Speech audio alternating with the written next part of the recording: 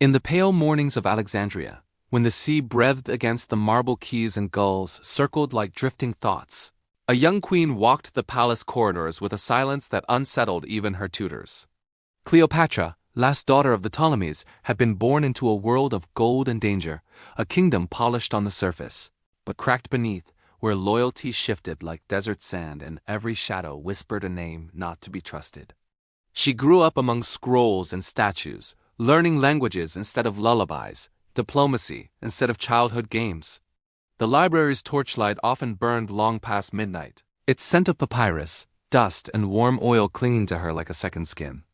While other monarchs relied on generals and advisors, Cleopatra learned to bend empires with her voice alone. It was said she could speak to anyone, soldier, scholar, priest, and make each believe she had been shaped from their world. Egypt in her youth was no longer the land of the old pharaohs. The pyramids stood like sleeping giants, watching a kingdom ruled by foreign blood, weakened by rival siblings, threatened by Rome's widening shadow. The Mediterranean had changed. Every tide seemed to carry Roman ships, every horizon a legion waiting to anchor. Cleopatra felt that pressure long before she wore the crown. When she finally ascended the throne, Alexandria was a storm of silk and swords. Courtiers shifted with the wind, factions sharpened their ambitions, and even her own brother plotted from behind scented curtains. Yet she moved with a quiet certainty, as if she understood the rhythm of uncertainty better than anyone else.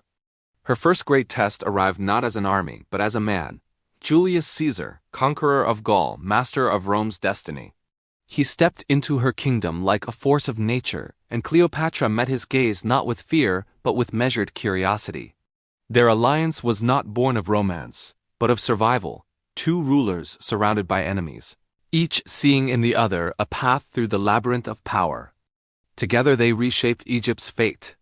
Together they rewrote the balance of the Mediterranean. But Caesar's death in Rome sent shockwaves across the world.